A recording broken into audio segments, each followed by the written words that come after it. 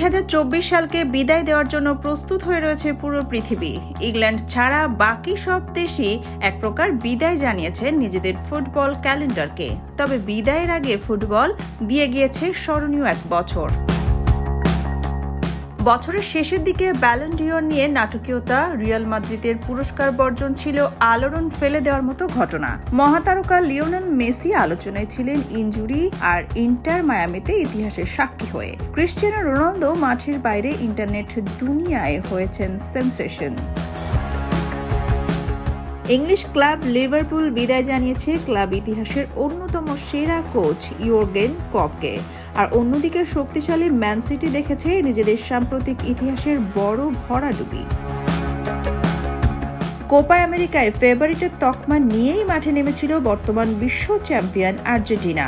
খেলেছেও দুর্দান্ত ফুটবল।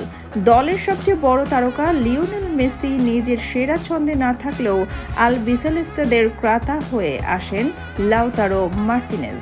পুরো আসরে ছিলেন দারুণ ছন্দে, করেছেন আসরের সবচেয়ে বেশি গোলও।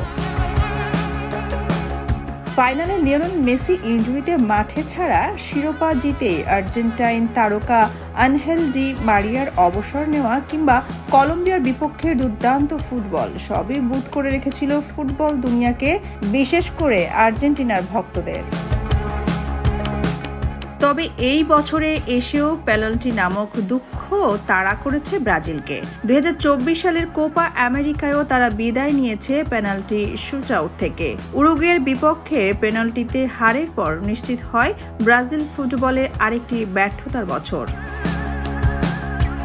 এদিকে আরও একবার ইউরোর ফাইনালে ইংল্যান্ড। গেলবার নিজেদের মাঠে ইতালির কাছে হেরে স্বপ্নভঙ্গ হয়েছিল তাদের।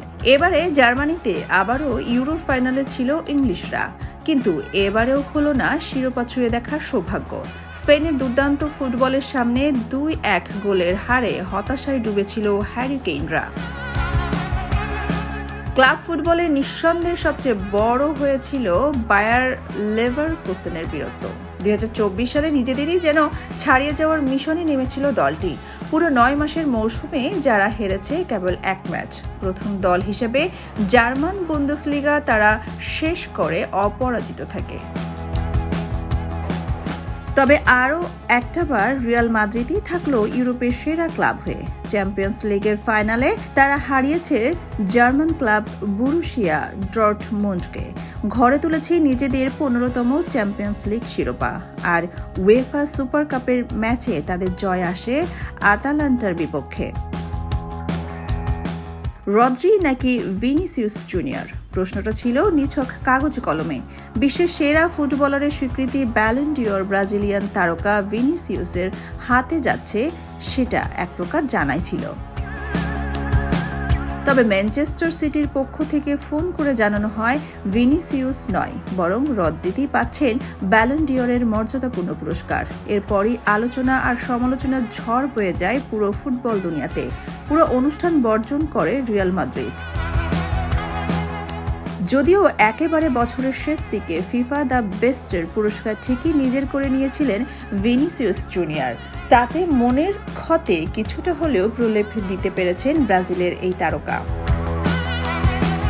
একাধিক কোচের রদবদল ছিল ফুটবল অঙ্গনে আলোচনার খোরাক। তবে সব ছাপিয়ে লিভারপুলের কোচ ইয়র্গেন ক্লপের বিদায়টাই ছিল সবচেয়ে বেশি চমকের।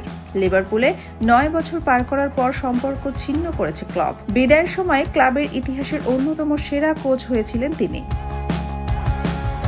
এছাড়া ইন্টার মায়ামির হয়েও লিওনেল মেসির রেকর্ড গড়ে সাপোর্টার্স শিল্ড জয়, ক্রিস্টিয়ানো রোনালদোর ইউটিউব যাত্রা, ম্যানচেস্টার সিটির টানা হার কিংবা এমবাপ্পের দল বদলের ঘটনা ফুটবল বিশ্বে ছিল আলোচনার খোরাক।